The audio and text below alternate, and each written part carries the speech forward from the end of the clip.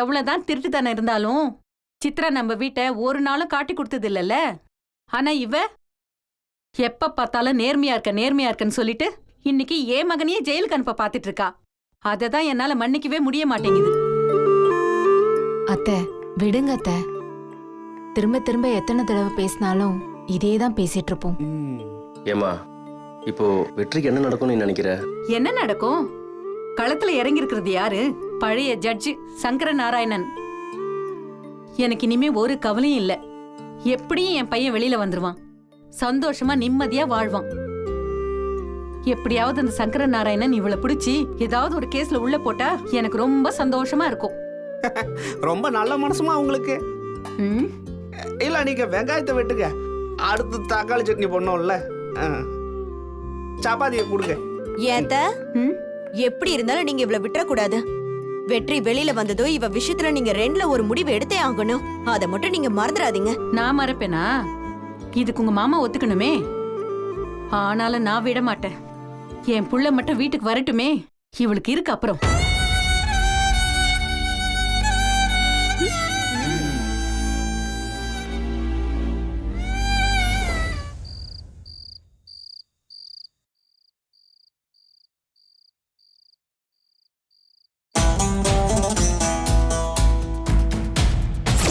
இல்ல அடிச்சவர் யாரு? உங்க வீட்டுக்காரர் தானே. நீங்க போய் அவர் ஏன் தடுத்து அந்த பையனை காப்பாத்தல? கட்டுன கணவருக்கு எதிராவே சாட்சி சொல்ல தைரியம் இருக்கிற பொண்ணு தானே மிஸ்ஸஸ் அபிநயா.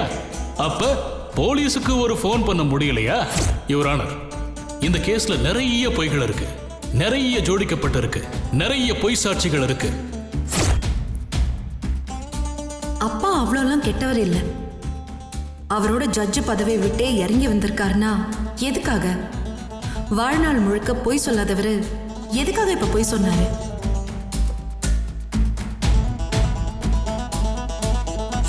இது ஜஸ்ட் ஆரம்பம் தான். இனி அடுத்தடுத்த அடி ஓங்கி விழும். பயமா இருந்தா இப்பவே ஒதுங்கிக்கலாம். இல்ல, அப்பா தப்பு பண்ண மாட்டாரு. அதுவும் கோர்ட்ட அவர் கோவிலா நினைக்கிறவர். அங்க வச்சு தப்பு பண்ண மாட்டாரு. அப்ப யார் மேல தப்பு இருக்கு? ஏன் மேலையா? நான் தான் தப்பு பண்ணிட்டேனா?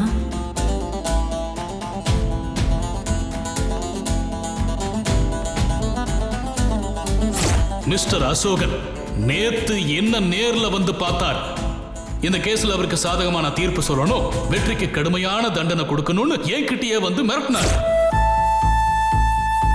ஒருவேளை அவசரப்பட்டு முடிவெடுத்துட்டோமோ? எப்பவும் எந்த விஷயத்திலையும் முழுமையா விசாரிச்சுட்டு தானே நம்ம முடிவெடுப்போம். இந்த தடவை உணர்ச்சி வசப்பட்டு வெற்றி ஒரு மனுஷனை கொலவெறி தாக்குதல் நடத்தினதை பார்த்து முடிவெடுத்துட்டோமோ? அவசரப்பட்டுட்டோமோ? அங்க பக்கம் போயிடுச்சுன்னு வையே, அதுக்கப்புறம் அங்கே அனாதைய தெருவில் தான் நிற்பாங்க. எனக்கு இங்கே யாருமே இல்லைங்க. அன்னைக்கு எங்க அம்மா மேல கை வச்ச வட்டிக்காரலாம் இன்னைக்கு எனக்கே கும்பிடு போடுறான். நீ இந்த கௌரவத்தை கொடுத்துட அண்ணன் தான். நீ வெற்றி தண்டனை வாங்கி கொடுத்தன்னு வச்சுக்க, ஒரு டாக்டர் இன்ஜினியரையும் வேரோட அழிச்சிடுவா. அப்படி எங்க வெற்றி என்ன மட்டும் இல்லைன்னா வைங்களேன், நான் சீண்ட கூட ஆள் இல்லாம ஏதோ ஒரு தெருவில் சுத்திட்டு இருந்திருப்பேன். நீ இல்ல, எங்கேயோ ஒரு தப்பு இருக்கு, ஏதோ ஒரு தப்பு இருக்கு. ஒண்ணு நான் தப்பு பண்ணியிருக்கணும், இல்லைன்னா அப்பா தப்பு பண்ணியிருக்கணும். ரெண்டு பேர்ல யார் செஞ்சது தப்பு கண்டுபிடிக்கணும். அப்பா எதுக்காக வெற்றி பக்கம் இந்த கேஸ்ல ஆஜரானாரு? அதுக்கு பதில் தெரிஞ்சா நம்ம குழப்பத்துக்கு பதில் கிடைச்சிடும். விசாரிப்போம், விசாரிக்க ஆரம்பிப்போம்.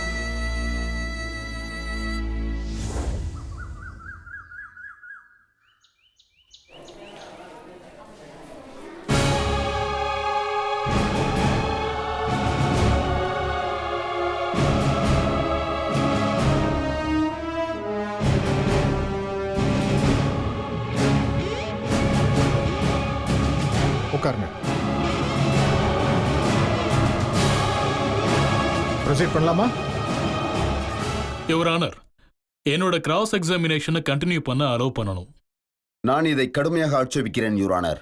நேத்து கிராஸ் எக்ஸாமினேஷன் பண்ணிட்டாரு. இன்னும் எவ்வளவு வாட்டி தான் இவருக்கு வாய்ப்பு கொடுப்பீங்க? நேத்து குறுக்கு விசாரணையை முடிச்சிட்டு தான் இவர் சொல்லலையே. அவருக்கு எவ்வளவு தேவையோ அவ்வளவு தரணும் இல்ல? ஏன்னா அவர் கிளையண்ட் மேல கடுமையான குற்றச்சாட்டு இருக்கு. தப்பான தீர்ப்பால் அவர் ஜெயிலுக்கு போயிடக்கூடாது இல்லையா? You can proceed mister Shankar. திருமதி அபிநயா சங்கரநாராயணன்.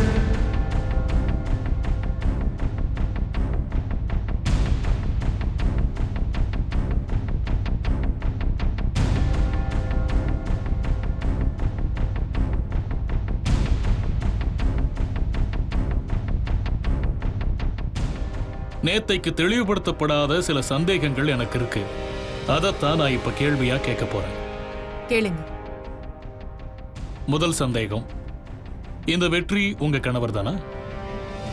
இது அவர் கட்டின தாலி தான். போதுமா? ஓ, நல்லது நல்லது. கல்யாணம் எந்த மண்டபத்துல நடந்துச்சு? கோயில்ல நடந்துச்சு.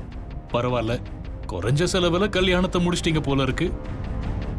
அப்ப இது அவர் கட்டின தாலி தான் இல்லையா? எத்தனை தடவை கேப்பீங்க சார்? இது அவர் கட்டின தாலி தான், நான் அவரோட வைஃப் தான். போதுமா? இந்த தாலி நீங்க கட்டினது தானா வெற்றி செல்வன்? ஆமா. சோ அந்த சந்தேகம் இப்ப கிளியர் ஆயிருச்சு. இப்ப ரெண்டாவது சந்தேகத்துக்கு வருவோம். உங்க கல்யாணம் பெரியவங்க பார்த்து நடத்தின கல்யாணமா இல்ல காதல் கல்யாணமா?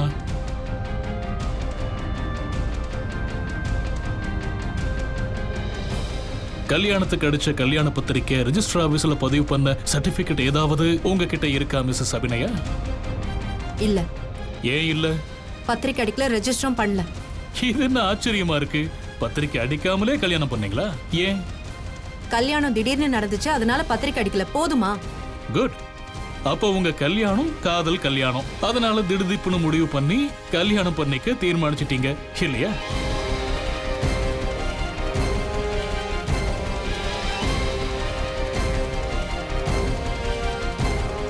மிஸ்ஸஸ் அபிநயா, இது காதல் கல்யாணமான்னு நான் கேட்டேன். இல்ல. அப்ப பெரியவங்க பார்த்து பண்ணி வச்ச கல்யாணமா? ரெண்டுமே இல்ல.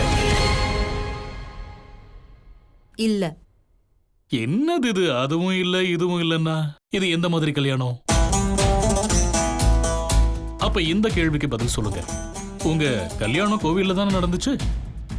அப்ப பெரியவங்க ஆசீர்வாதம் இல்லாம நீங்களே ஓடி போய் கல்யாணம் பண்ணிக்கிட்டீங்களா? சொல்லுங்க மிஸ்ஸஸ் அபிநயா. இல்ல. தயவு செஞ்சு ரொம்ப குழப்புறீங்க, குழப்பாதீங்க. நீங்க லவ் பண்ணியும் கல்யாணம் பண்ணிக்கல, பெரியவங்க பார்த்தும் கல்யாணம் பண்ணி வைக்கல, கோவில்ல வச்சு யாருக்கும் தெரியாம கல்யாணம் பண்ணிருக்கீங்க. இது எந்த மாதிரி கல்யாணம்னு சொன்னாதானே எனக்கு புரியும்.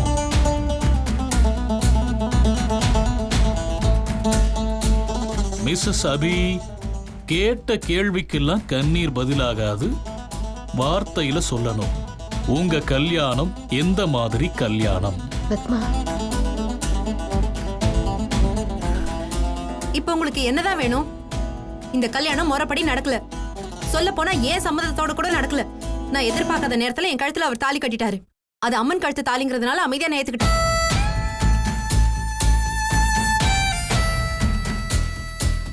சோ இது கட்டாய கல்யாணம் இல்லையா அபிநயா? என்ன மிஸ்ஸஸ் அபி, உங்களை தான் கேக்குறேன், பதிலையே காணும். ஆமா. அதாவது உங்க விருப்பமே இல்லாம உங்க கழுத்துல நீங்க பொறுக்கி ரவுடின்னு நினைக்கிற கணவர் தாலி கட்டியிருக்காரு, அப்படித்தானே? ஆமா. ஒரே ஒரு சின்ன கேள்வி. உங்க கல்யாணம் நடந்த மறுநாள் உங்க பிறந்த வீட்டுல ஒரு ஃபங்க்ஷன் ஏற்பாடு பண்ணிருந்தாங்களாமே, அது உண்மையா?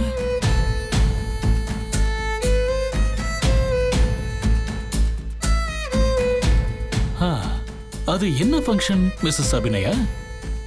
என்னோட நிச்சயதார்த்தம். ஓஹோ, யாரு கூட? எங்க அண்ணன் மாமனாரோட மகன் தர்ஷன் கூட.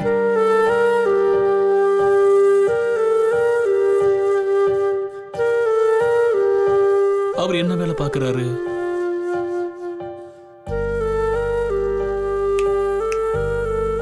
இங்க பார்த்து பதில் சொல்லுங்க மிஸ்ஸஸ் அபிநயா.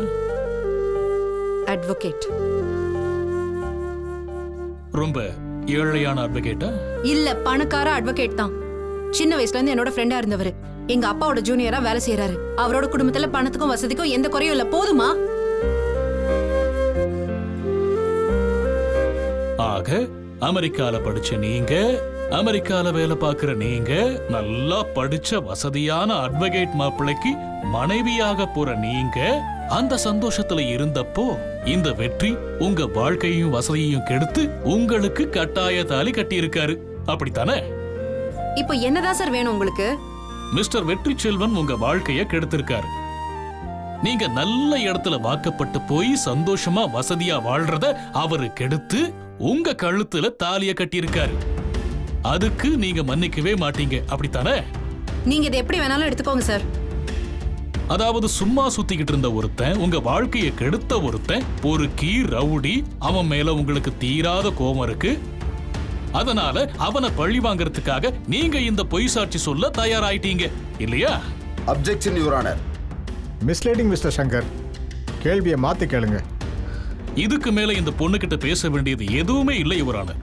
என்னோட கிராஸ் எக்ஸாமினேஷன்ல உங்களுக்கு நல்லாவே தெரிஞ்சிருக்கும், இந்த பொண்ணுக்கு வெற்றி செல்வன் மேல தீராத வன்மமும் கோபமும் இருந்திருக்கு. அவரை பழிவாங்க வேண்டிய அவசியமும் இருந்திருக்கு. இந்த சந்தர்ப்பம் அமைஞ்ச உடனே சாட்சி சொல்றேன்னு வந்து வெற்றி செல்வனை இவங்க தண்டிக்க முடிவெடுத்திருக்காங்க. இந்த பொண்ணுக்கு மோட்டிவேஷன் இருக்குங்கிறத நான் குறுக்கு விசாரணையில நிரூபிச்சுட்டேன் யுவர் ஆனர்.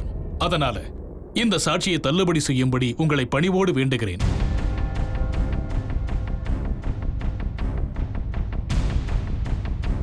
இந்த கேஸ்ல அவங்க தான் ஒரே சாட்சி. அதுவும் பொய் சாட்சி. அதனாலதான் இந்த கேஸும் பொய் கேஸ். அதனாலதான் நானும் ஆர்கியூ பண்ண வந்தேன். இதெல்லாம் நீங்க ஏத்துக்க கூடாது யுவர் ஆனர். மிஸ்டர் ராஜா, அவர் சொல்ற குற்றச்சாட்டுக்கு உங்ககிட்ட பதில் இருந்தா சொல்லுங்க. ஆதாரபூர்வமா அந்த குற்றச்சாட்டை பொய்ன்னு நிரூபிங்க. அதை விட்டுட்டு சும்மா அப்ஜெக்ட் பண்ணிட்டு இருக்க கூடாது. Objection over ruled. உட்காருங்க. யுவர் ஆனர், மிஸ்ஸஸ் அபினியாவுக்கு வெற்றி செல்வன் மேல ரொம்ப நாளாவே பிரச்சனை இருந்திருக்கு. அபியோட வசதியான வாழ்க்கைய, நல்ல சம்பந்தத்தை வெற்றி கெடுத்திருக்காரு. அதுக்கு பழிவாங்க அபிநயா துடிச்சிட்டு இருந்திருக்காங்க. அத மிஸ்டர் அசோகனும் போலீஸ் இன்ஸ்பெக்டரும் யூஸ் பண்ணிக்கிட்டாங்க. இதுதான் உண்மை. நோ யுவர் ஆனர், அவர் என் கட்சிக்காரர் கிடையாது. அவர் சொன்னதுக்கு குறுக்கு விசாரணையில ஆதாரம் காட்டிட்டாரு. உங்ககிட்ட ஏதாவது ஆதாரம் இருக்கா? No no your honour. ஆனா நாங்க கூடிய சீக்கிரத்தில் ஆதாரம் இல்லைன்னா ஓவர் ரூல்டு. உட்காருங்க. Thank you your honour. என் கட்சிக்காரர் வெற்றி செல்வனை பொறுத்த வரைக்கும் பிரதீப் யாருன்னே அவருக்கு தெரியாது. அவரை இவர் அடிக்கவே இல்லை. ஏதோ முன்பகையை மனசுல வச்சுக்கிட்டு ரெண்டு பேருமா சேர்ந்து இந்த வழக்க என் கட்சிக்காரர் மேல ஜோடிச்சிருக்காங்க. நீங்க தான் இதுக்கு ஒரு நல்ல தீர்ப்பு வழங்கணும்னு நான் கேட்டுக்கிறேன்.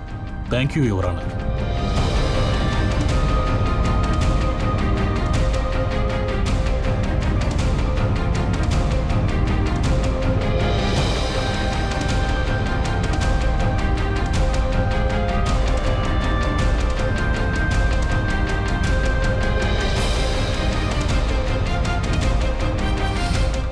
என்னடா, நான் சரியா ஆர்கியூ பண்ணனா? ரொம்ப சரியா ஆர்கியூ பண்ணீங்க. திடீர்னு டக்குன்னு போய் அடிச்சு நொறுக்கிட்டீங்க சார். இந்த ரைமிங்ஸ்லாம் எனக்கு வருமா என்னன்னே தெரியல சார். என்னோட நோக்கமே வேற, என்னோட மனநிலை வேற. இந்த கேஸ்ல ஒரு குறிப்பிட்ட நியாயத்துக்காக நியாயம் இல்லாததை நான் பண்ணேன். ஆனா எந்த நியாயம் வேணும்னு நான் போராடினோ அந்த நியாயம் எனக்கு கிடைச்சிடுங்கிற நம்பிக்கை எனக்கு இருக்கு.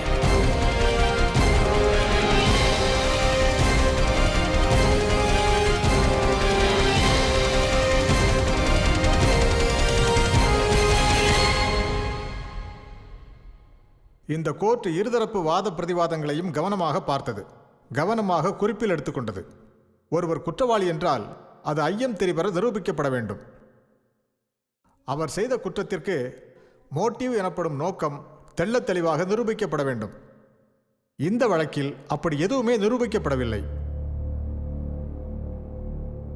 1000 பேர் நடமாடும் தெருவில் நடந்த அடிதடிக்கு ஒரே ஒரு சாட்சிதான் இருக்கிறதென்று போலீசார் சொல்லுகிறார்கள்.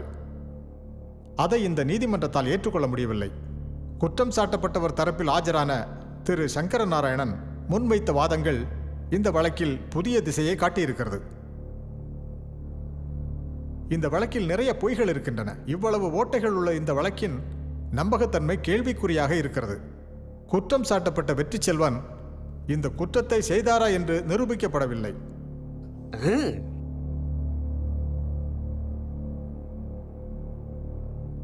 இவ்வளவு குழப்பங்களோடு இருக்கும் இந்த வழக்கில் நிச்சயம் வெற்றி செல்வனின் பங்கு பெரிய கேள்விக்குறியாக இருக்கிறது. இந்த கோர்ட் காவல்துறையிடம் இந்த கேஸை மறுபடி விசாரிக்கும்படி உத்தரவிடுகிறது. ஒருவேளை தகுந்த ஆதாரங்கள் இருந்தால் உண்மை குற்றவாளியின் விவரங்களோடு இதே கோர்ட்டை மறுபடி அணுகுமாறு இந்த நீதிமன்றம் பரிந்துரைக்கிறது. இந்த வழக்கில் தேவையில்லாமல் சிக்க வைக்கப்பட்டிருக்கும் மிஸ்டர் வெற்றிச்செல்வனை இப்போதைக்கு நிபந்தனையற்ற ஜாமீனில் இந்த கோர்ட் விடுதலை செய்கிறது.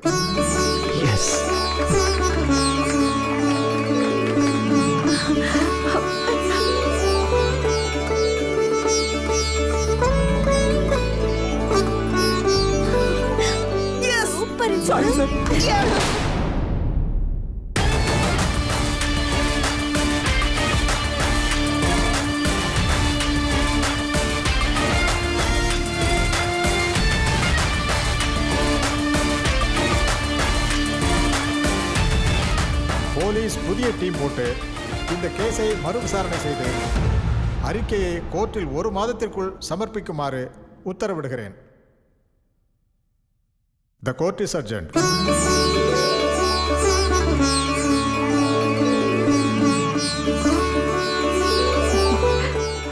வெற்றி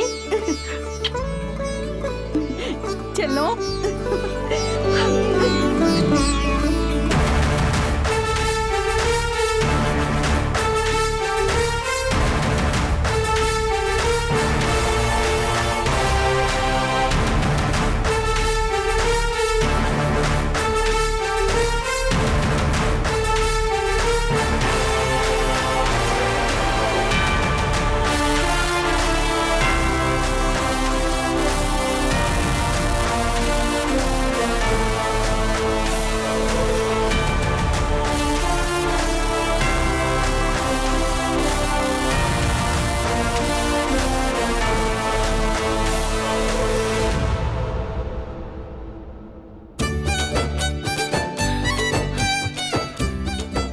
தர்ஷன், நாளையிலிருந்து நீ பிரைவேட் பிராக்டிஸ் ஆரம்பிச்சிடணும். இதுவே எனக்கு பெரிய எக்ஸ்பீரியன்ஸ் மாமா. இன்னும் 10 வருஷம் கூட உங்களுக்கு ஜூனியரா இருக்கலாம் போல. அதுக்கான வயசு எனக்கு வேணுமேடா. எப்படி மாமா கேஸ உடைச்சு தவிடுபடி ஆகிட்டீங்களா மாமா? எப்படி மாமா? அதெல்லாம் போக போக நீயே கத்துப்ப. சரி, கிளம்பலாமா? கிளம்பலாம். வா.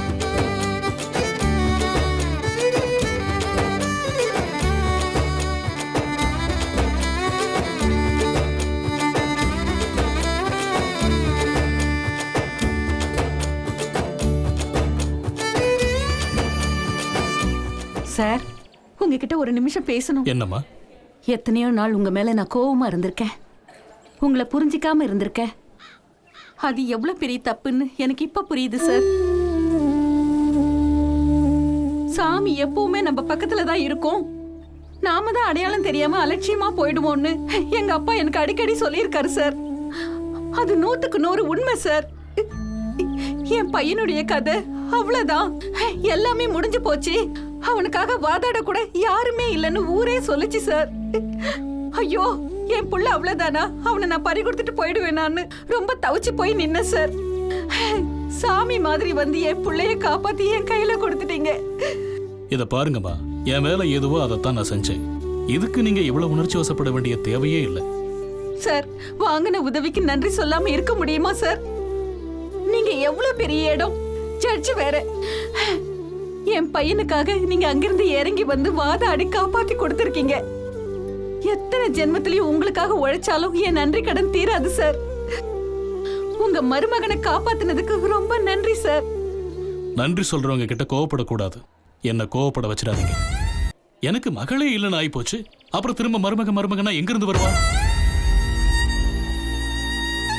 எனக்கு தேவையானது எல்லாமே என்கிட்ட இருக்கு. நான் நிறைவான மனுஷன். இந்த நன்றி எல்லாம் எனக்கு தேவையும் இல்லை, நான் எதிர்பார்க்கவும் இல்லை. புரிஞ்சுதா? நீங்கள் எதிர்பார்க்கல சார், ஆனால் சொல்ல வேண்டியது எங்களோட கடமை சார். நாங்களும் உங்களை ஆரம்பத்தில் தப்பாக தானே சார் நினச்சோம். ஆனால் உங்கள் வேல்யூ என்னன்னு இப்போ தான் சார் எங்களுக்கு புரிஞ்சு. கைவிடப்பட்டவனை காப்பாற்றிருக்கீங்க சார். ரொம்ப தேங்க்ஸ் சார்.